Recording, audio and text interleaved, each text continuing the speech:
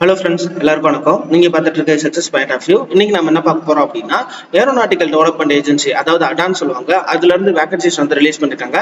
இதோட posting location பார்த்தோம் அப்படின்னா பெங்களூர்ல தான் இருக்கு. இதை பத்தின ஃபுல் டீடைல் பார்க்கலாம். முக்கியமா சேலரி டீடைல்லாம் என்ன கொடுத்துருக்காங்க, என்ன பெர்சன்டேஜ் எடுத்துருக்கணும் அப்படின்றாங்க. முக்கியமா இதுல எக்ஸாம் கிடையவே கிடையாது, இன்டர்வியூ ஷார்ட் லிஸ்ட் மட்டும் தான் இதுல இருக்கு. இதை பத்தின ஃபுல் டீடைல் பார்க்கலாம். நீங்க நம்ம சேனலுக்கு ஃபர்ஸ்ட் டைம் வரீங்க அப்படின்னா நம்ம சேனலை ஃபாலோ பண்ணிக்கோங்க, முக்கியமா சப்ஸ்கிரைப் பண்ணிக்கோங்க. உங்களுடைய மாவட்டத்தை கமெண்ட் பண்ணுங்க. உங்களுடைய மாவட்டத்துக்கான வேலை வாய்ப்புகளை பத்தி டீடைல் தான் போட்டுட்டு இருக்கோம். சோ மறக்காம கமெண்ட் பண்ணுங்க. சோ வாங்க வீடியோக்குள்ள போலாம். என்னென்ன ப்ராசஸ் இருக்குன்றத ஆர்டரா பார்த்துடலாம். ஏஜ் லிமிட் பொறுத்தளவு பாத்தீங்க அப்படின்னா உங்களுக்கு 28 ஏஜ் ஆயிருக்கணும். சோ 28க்கு மேல இன் கேஸ் நீங்க இருந்தீங்க அப்படின்னா உங்களுக்கான ஏஜ் ரிலாக்ஸேஷன் இருக்கு. அதாவது வந்து உங்களுக்கு எஸ்சி எஸ்டி ஓபிசி இருந்தீங்க, நான் கிரிமி லேயர்ல வர்றீங்க அப்படின்னா as per கவர்மெண்ட் நார்ம்ஸ் படி உங்களுக்கான ரிலாக்ஸேஷன் வந்து இருக்கு. இஃப் இன் கேஸ் நீங்க எஸ்சி எஸ்டியா இருந்தீங்க அப்படின்னா உங்களுக்கான 5 இயர்ஸ் இருக்கும். ஓபிசியா இருந்தீங்கன்னா 3 இயர்ஸ் இருக்கு. ஸோ இந்த மாதிரி கவர்மெண்ட் நார்ம்ஸ் படி உங்களுக்கான ரிலாக்ஸேஷன் இருக்கு. இதுல முக்கியமா பாத்தீங்க அப்படின்னா ஸ்டைஃபன் கொடுத்துருக்காங்க. ஸ்டைஃபன் பொறுத்தளவு பேசிக் பேவே 37,000 கொடுத்துருக்காங்க பெர் மந்த்.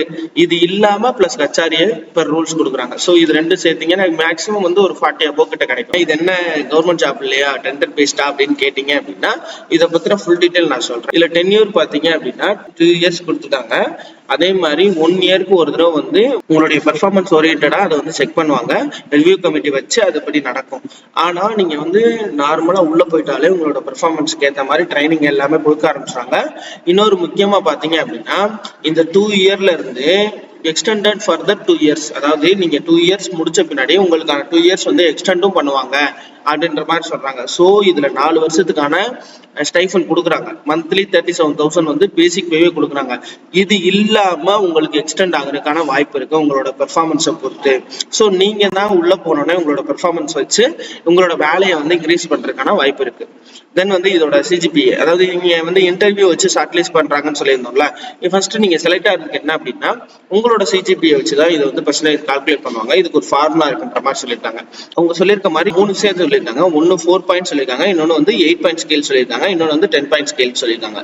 ஃபர்ஸ்ட் வந்து 4 பாயிண்ட் ஸ்கேல் பாத்தீங்க அப்படின்னா உங்களோட சிஜிபிஏ எவ்வளவோ அதை போடணும், வகுத்தல் 4 போடணும், இன்ட்டு 100, அப்போ பெர்சன்டேஜ் கால்குலேட் ஆகும். ஸோ வந்து 80% கிட்ட கிடைக்கும். இதுதான் உங்களோட கால்குலேஷனா இருக்கும். உங்க காலேஜோட ஃபார்முலா இதுவா வேணா இருக்கலாம்.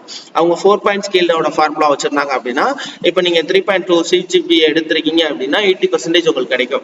8 பாயிண்ட் ஸ்கேல் வச்சிருந்தாங்க அப்படின்னா நீங்க வந்து 6.4 வச்சிருந்தீங்க அப்படின்னா உங்களுக்கு வந்து 80% கிடைக்கும். இதுவே வந்து 10 பாயிண்ட்ல எடுக்கிறாங்க அப்படின்னா நீங்க 8.2 வச்சிருந்தீங்க அப்படின்னா 82% கிடைக்கும். இதுதான் ரூல் ஆக்சுவலா. இப்போ உங்களுக்கு 4 பாயிண்ட்னா 32 சிஜிபிஏ உங்களுக்கு 80% கிடைக்கும். 8 பாயிண்ட்னா 6.4 8% கிடைக்கும். 10 பாயிண்ட் அப்படின்னா 8.2 82% கிடைக்கும். இஃப் இன் கேஸ் உங்க இது எதுவுமே இந்த ஃபார்முலா எதுவுமே இல்லைன்னா சிஜிபிஏ டிவைடட் பை மேக்ஸிமம் டிஜிபிஏ, அதாவது இப்போ வந்து உங்களுக்கு மேக்ஸிமம் சிஜிபிஏ எவ்வளவுன்னு தெரிஞ்சிருக்கு. இப்போ 10 வந்து இப்போ 8 நீங்க எடுத்திருக்கீங்க அப்படின்னா ஓவரால் சிஜிபிஏ 10ன்னு வச்சுக்கோங்களேன். அப்போ 10 வந்து கால்குலேட் பண்ணணும். அப்போ 8 டிவைடட் பை 10ன்னு போட்டு கால்குலேட் பண்ணி உங்களுக்கு 100க்கு வந்து பெருக்கிடணும். ஸோ இதுதான் ஓவரால் கால்குலேஷன். வேகன்சி பொறுத்தளவு பார்த்தோம் அப்படின்னா உங்களுக்கு டிசிப்ளின் என்னென்னு சொல்லிடுறேன். ஃபர்ஸ்ட் கம்ப்யூட்டர் சயின்ஸ் இன்ஜினியரிங் எடுக்கிறாங்க. கம்ப்யூட்டர் சயின்ஸ் இன்ஜினியரிங் பொறுத்தளவு பார்த்தீங்க அப்படின்னா இன்ஃபர்மேஷன் சயின்ஸ் படிச்சிருக்கலாம், இல்லைன்னா இன்ஃபர்மேஷன் டெக்னாலஜி நீங்க படிச்சிருக்கலாம். அதுல வந்து நீங்க பிஇடி பிடெக்ல ஃபர்ஸ்ட் கிளாஸ்ல பாஸ் பண்ணிட்டு வேலிட் கேட் ஸ்கோர் வேணும் உங்களுக்கு. இது ஒண்ணு. செகண்ட் திங் பாத்தீங்க அப்படின்னா BE BTech with ME MTech நீங்க படிச்சிருந்தாலும் ஓகே. பிஎஸ்சி படிச்சிருக்கீங்க அப்படின்னா BSc plus MSc in first class with valid GATE score வேணும். ஆக்சுவலா அவங்க என்ன சொல்றாங்கன்னா நீங்க வந்து பிஇ பிடெக் முடிச்சிருக்கணும், அது ஃபர்ஸ்ட் கிளாஸ்ல படிச்சு வித் வேலிட் ஸ்கோர் வச்சிருக்கிறது ஒரு ஆப்ஷன். செகண்ட் ஆப்ஷன் பாத்தீங்க அப்படின்னா பிஇ பிடெக் முடிச்சு எம்இ எம்டெக்கும் நீங்க முடிச்சிருந்தீங்க அப்படின்னா ஃபர்ஸ்ட் கிளாஸ்ல, அது செகண்ட் ஆப்ஷன். தேர்ட் ஆப்ஷன் பாத்தீங்க அப்படின்னா BSc plus MSc first class plus valid GATE score இது வந்து வச்சிருந்தீங்க அப்படின்னா நீங்க தாராளமா அப்ளை பண்ணலாம். எலக்ட்ரானிக்ஸ் அண்ட் கம்யூனிகேஷன் பாத்தீங்க அப்படின்னா சேம், எலக்ட்ரானிக்ஸ் டெலிகம்யூனிகேஷனும் படிச்சிருக்கலாம், எலக்ட்ரானிக்ஸ் இன்ஸ்ட்ருமெண்டேஷனும் படிச்சிருக்கலாம். இதுல பிஇ பிடெக் படிச்சிருந்து ஃபர்ஸ்ட் கிளாஸ் எடுத்திருந்தீங்க அப்படின்னா வேலிட் கேட் ஸ்கோர் தான் அப்ளை பண்ணலாம். அதே மாதிரி BE BTech with ME MTech முடிச்சிருக்கலாம், அதுவும் ஃபர்ஸ்ட் கிளாஸ்ல எடுத்துக்கணும்.